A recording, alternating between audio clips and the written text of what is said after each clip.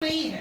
आप जब बार बार पढ़ोगे तो आपको अपने आप याद हो जाएगा। देखो यहाँ पे लिखा है जयशंकर प्रसाद जी के बारे में, जितने भी अच्छे बच्चे हैं उनको हर कवि का और हर कहानीकार के अच्छे अच्छे किताबों का नाम जरूर याद होना चाहिए। उन्होंने कौन सी अच्छी कविता लिखी है, कौन सी अच्छी कहानी लिखी है, ये जरूर याद। अब जैसे मैं जयशंकर प्रसाद जी के बारे में बता रहा हूँ, इनकी जयशंकर प्रसाद जी का जन्म जी ने कामायनी जैसे विश्वविख्यात महाकाव्य की रचना की है। कामायनी इनकी सबसे प्रसिद्ध रचना है। कौन सी है? कामायनी। अगर कोई पूछे कि जयशंकर प्रसाद जी की कोई अच्छी कहानी कविता का नाम बताओ, किसी किताब का नाम, क्या बताओगे? कामायनी। क्या नाम है? कामायनी है। इन्होंने अनेक ऐतिहासिक नाटकों, उपन्यासों और कहानियों की रचना की है। चंद्रोक्त, कंकाल, तितली आदि इनकी। तितली तो वैसे ही याद हो जाएगा। चार लाइनें बहुत अच्छी लगती है। जिसकी पिछली रत्नी भी दिखता सुखा नौर प्रभात, यह है पर्दा झीना नीला जिसमें छुपाए सुखेगा। इतनी अच्छी है, याद कर लो। मैम जी बताइए, याद कर लो। ये कौन सुनाएगा ये पाठ? विमल इंदु के विशाल में किसको याद है? कोई बात नहीं, ट्राई तो करो बेटा। कौन सुनाएगा विमल इंदु के विशाल?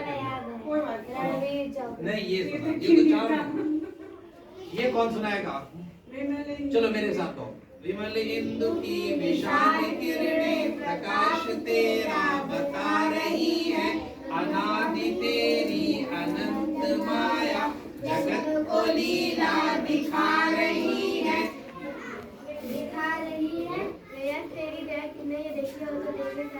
वाह वाह, वेरी गुड। बोलो। जो तेरी हो वे दया दया निधि।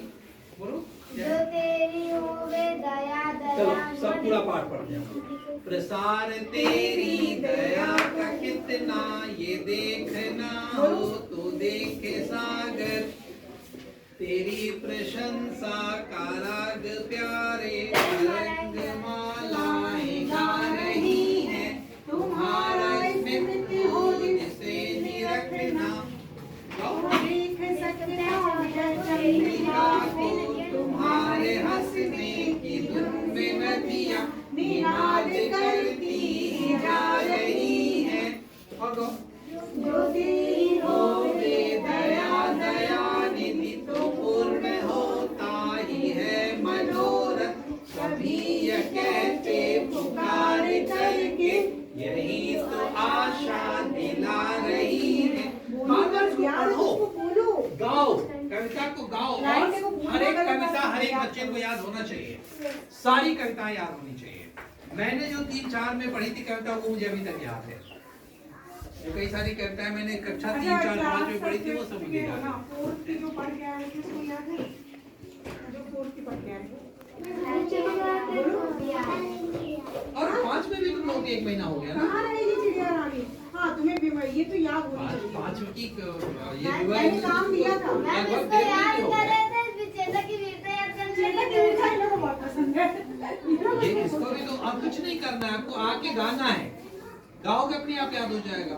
कुछ नहीं है तो प्ले कर लो, मैम से कहो मैम वीडियो लगा दीजिए, ऑडियो लगा दीजिए, मैम लगा देंगे, अपना सुन सुन के याद हो जाएगा। दीक्षा पे लगा दीजिए, वो स्पीकर है, स्पीकर पे लगा दीजिए, सुनते सुनते बच्चे अपने आप याद कर लेंगे। इनको लर्न करने को कहा था क्योंकि पहले लर्न नहीं करना है, आप सुनते सुनते गाना है। इसको 2-3 बार गाओगे अपने आप याद हो जाएगा। रटना नहीं है मैम। कितने दिन में एकदम बढ़िया से एकदम सुर के साथ गाओगे, अपने आप याद हो जाएगा। हमें याद ही करना है, हमें गाना है। अच्छा, विमल क्या होता है? विमल का क्या मतलब? विमल माने स्वच्छ। इंदु किसको कहते हैं? इंदु माने चंद्रमा। Very good. दूसरा पाठ तुम लोग पढ़े पंच परमेश्वर। पंच परमेश्वर में 2 दोस्त का क्या नाम रहता है? और जुम्मन शेख। दोनों कैसे दोस्त रहते हैं? अच्छे दोस्त। अच्छे की बहुत अच्छे। बहुत अच्छे। कैसे पता बहुत अच्छे दोस्त हैं? क्योंकि वो एक दूसरे की मदद करते थे और हाँ। उनके भरोसे अपना पूरा मतलब जब वो सब कहीं कुछ जाते छोड़ के चले जाते थे। जुम्मन शेख जब हज करने जाता था या कहीं जाता था, अपना सारा सामान, रुपए, पैसे, सोना चांदी किसको दे जाता था? जुम्मन जब कहीं जाता था अलगू चौधरी जाता था और अलगू जाता था तो जुम्मन को तो जब इतने अच्छे दोस्त थे तो दोनों में लड़ाई क्यों? जमीन के बारे में। जमीन के लिए। No sir. जमीन के लिए लड़ाई। बताओ बेटा। सर जुम्मन शेख ने अपनी खाला जान के साथ गलत व्यवहार किया था, उसके लिए अलगू चौधरी ने उनकी खाला जान के साथ दिए, वजह से दोनों में दुश्मनी हो गई। Very good. इस पाठ का नाम पंच परमेश्वर क्यों है? पंच परमेश्वर का क्या मतलब है? पंच परमेश्वर का मतलब पंचायत का।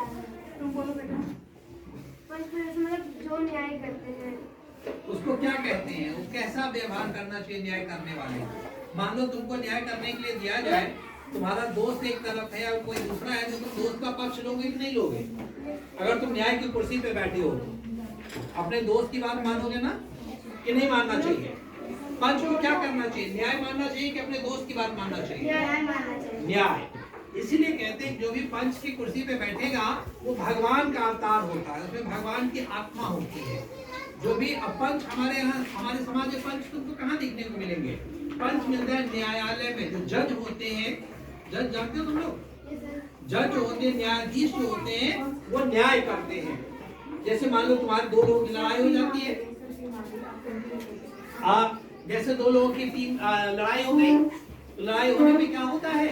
हम लोग कहाँ लेके जाते हैं अपने मामले को? पंच के पास। अब यहाँ तो पंच नहीं मिलेगा, हम लोग कहाँ लेके जाते हैं? हम लोग लेके जाते हैं प्रधान जी के पास। प्रधान जी न्याय करते हैं। या हम लोग कई बार तुम लोगों ने सुना होगा कि पुलिस आ जाती है, केस हो जाता है।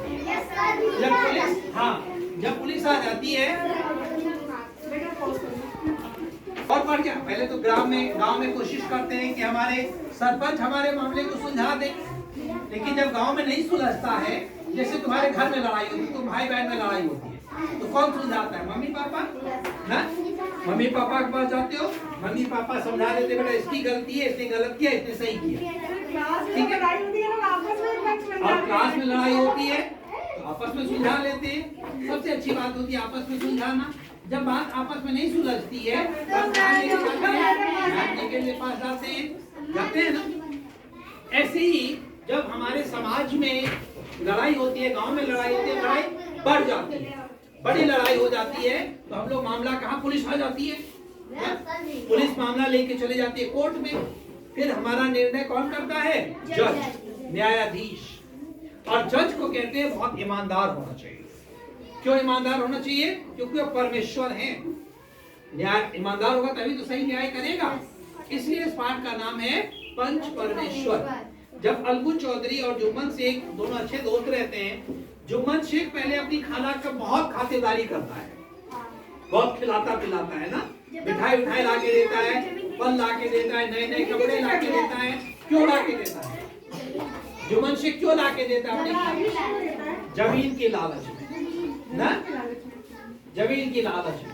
और जैसे ही वो जमीन उसको मिल जाता है अपनी खाला से, जैसे ही उसको जमीन मिल जाता है, जमीन की रजिस्ट्री हो जाती है, उसके बाद खाला से वो रिश्ता तोड़ देता है। रिश्ता नहीं तोड़ता है, खाला को बहुत परेशान करता है, खाना भी नहीं देता भर पेट। उसकी पत्नी का क्या नाम रहता है? उसकी पत्नी का क्या नाम रहता है? जुम्मन शेख की पत्नी का नाम, जुम्मन शेख की पत्नी ही परेशान करती है उसको। खाने मांगती है तो बुढ़िया रोटी सेकते सेकते बहुत कड़वी बात सुनाती है। बुढ़िया कितना खाती है, मर भी नहीं जाती, ढेर सारा खा रही है। पहले खूब खिलाती थी, और अब जब जमीन की रजिस्ट्री हो गई तो कहती है बुढ़िया कितनी 10 रोटी खा रही है, इतना चावल खा रही है, मर भी नहीं जाती बुढ़िया, खूब कड़वी कड़वी बात कहती है ना। बाद में बुढ़िया परेशान होकर क्या करती है? शिकायत करती है। पहले तो जुम्मन शेख से शिकायत करती है। जब जुम्मन शेख अपने पत्नी के डर के मारे कुछ कहता ही नहीं है। पत्नी से सब लोग डरते हैं ना, हमारे पापा मम्मी से डरते हैं ना, है? डरते हैं ना पापा? देखो इसके पापा मम्मी से डरती है, हाँ बता रही है। और किसके किसके पापा है जो मम्मी से डरते हैं? हाथ उठाओ जरा, बताओ किसके किसके पापा हैं? किसके किसके पापा मम्मी से डरते हैं? सबके पापा डरते हैं, झूठ ना बोलो। दूसरे के अपने पापा के बारे में बताओ ना, दूसरे के पापा के बारे में। पापा नहीं डरते, मेरे पापा नहीं गुस्सा ही मैं डर जाऊं। तो जुम्मन शेख से डर जाता पत्नी से। जुम्मन शेख ने कुछ नहीं कहा, अपनी भी उसकी बीवी का नाम होता है करीमा में, तो वो डरता है। बाद में बुढ़िया को जब और परेशान करता है तो बुढ़िया कहती है अब हम पंचायत बैठाएं। पंच बैठती है, पूरे गांव के लोग आ जाते हैं। पंच में ये होता है कि आप पंच का प्रधान किसको बनाया जाए, सरपंच किसको बनाया जाए। खालाजान कहती है कि अलगू चौधरी। हाँ, तो जुम्मन शेख तो चाहता ही रहता है, जुम्मन शेख चाहता है तो सोचता है कि बन मेरा जाए, फ्रेंड बनेगा तो मेरे पक्ष में होगा। मेरा दोस्त बन जाएगा तो मेरे लिए निर्णय दे देगा। खालाजान कहती है ठीक है, मुझे भी पसंद है जुम्मन शेख अलगू चौधरी बने, क्योंकि मैं मानती हूँ जो भी पंच बनेगा उसके अंदर परमात्मा की का वास होगा, वो परमेश्वर की तरह निर्णय करेगा। वो निर्णय करता है अलगू चौधरी, किसका निर्णय किसके पक्ष में करता है, खालाजान के पक्ष में कि जुम्मन शेख के पक्ष में। खालाजान क्या निर्णय करता है, जरा बताओ तो क्या निर्णय है उसका। अलगू चौधरी क्या कहता है? अलगू चौधरी कहता है अगर तुम इनको खिला नहीं सकते हो तो जमीन की रजिस्ट्री कैंसिल कर दो। हाँ, तुमको हर महीने खालाजान को पैसा देना पड़ेगा, खालाजान अलग से अपना खाना खुद बना लेंगी, और अगर तुम पैसे नहीं दे सकते तो क्या करोगे, जमीन की रजिस्ट्री कैंसिल। इस बात पे किसको गुस्सा आ जाती है, जुम्मन शेख, और दोनों की दोस्ती टूट जाती है। फिर इस पाठ में दोस्ती होती है कि नहीं होती है, हो जाती है। कैसी होती है दोस्ती, सर वो फिर थोड़ा ट्विस्ट आता है इसका। किसका बैल कौन ले गया और बैल का क्या हुआ, बैल आता है इस पाठ में, यस सर किसका बैल था, अलगू चौधरी का। अलगू चौधरी का था। अलगू चौधरी की उधर आया है बड़ों के लिए तुमने पढ़े नहीं हो सही से, आया है बैल आया है, और बैल अलगू चौधरी का ही था बेटा। मैंने कहा अलगू चौधरी का, तुम डर गई नहीं। हाँ, अलगू चौधरी का बैल था। तुम्हारा क्या नाम है, रिजवा नाम है, अगर कोई डांटे रिजवा नाम है, हाँ रिजवा नाम है।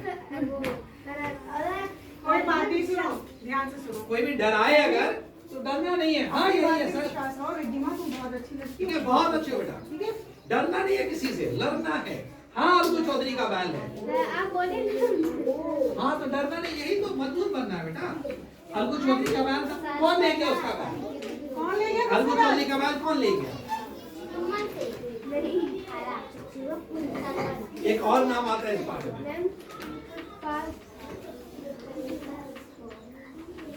समझू साहू, कौन ले गया, याद आया, नाम याद आया, याद आया नहीं, अच्छा से फुलवारी पढ़ो। समझू साहू ले गया।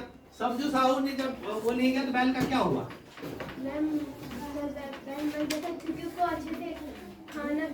हाँ समझू साहू बहुत बदमाश आदमी था, खाना पीना देता ही नहीं था, न पानी देता था, न चारा देता था, और बैल से खूब काम करवाता था, खूब हल जुतवाता था, बोझा ढोता था, और कुछ दिन बाद क्या हुआ, बैल मर गया। अभी उसने अलगू चौधरी को पैसा नहीं दिया, अलगू चौधरी गया पैसा मांगने की, पैसा दो, उसने क्या कहा, जो समझू साहू ने क्या कहा,